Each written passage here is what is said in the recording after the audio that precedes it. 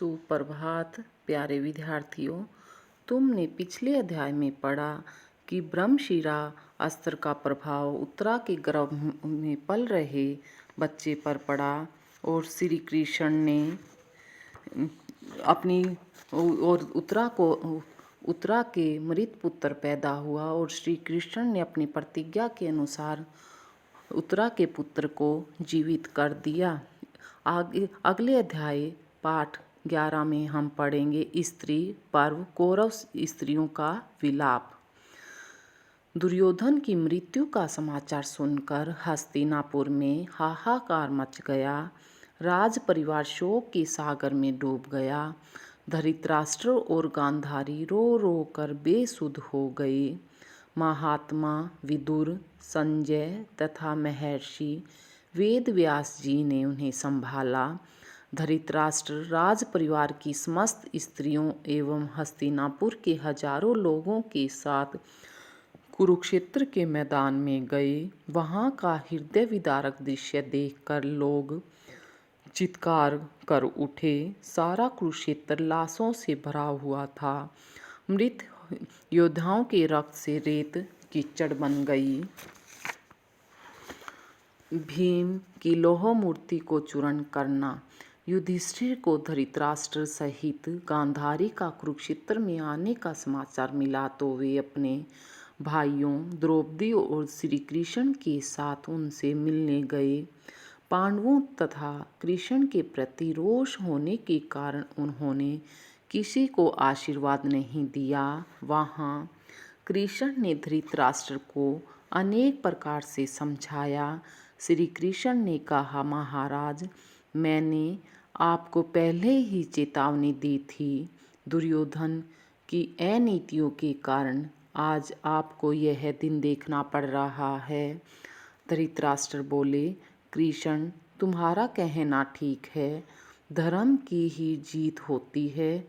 युद्ध यही है कि इतने बड़े बड़े योद्धा चल बसे और सारी सेना नष्ट हो गई।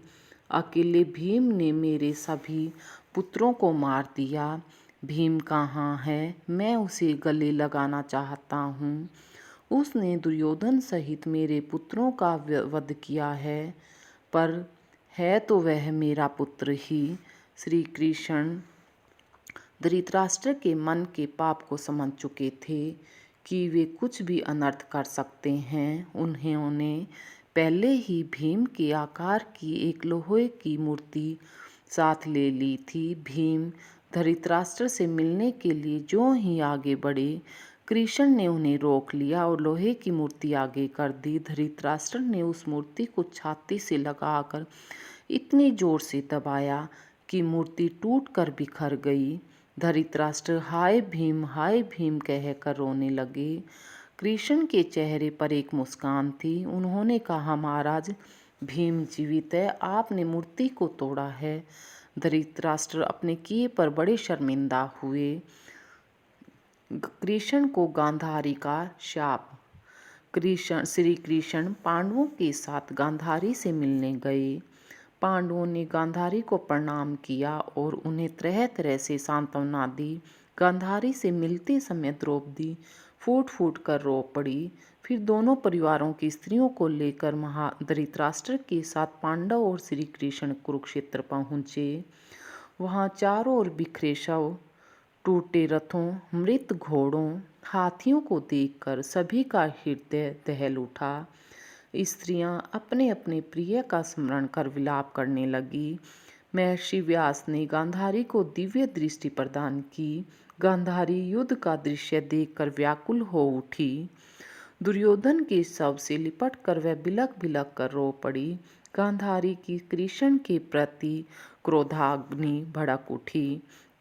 उन्होंने श्री कृष्ण को शाप दिया, कृष्ण, तुम्ही ने हमारे वंश का नाश कराया है। जिस तरह हमारे वंश का आपस में लड़कर अंत हुआ है, उसी प्रकार तुम्हारे वंश का भी विनाश होगा। श्री कृष्ण ने यह सुनकर भी सभी मृतकों का दाह संस्कार करवाया।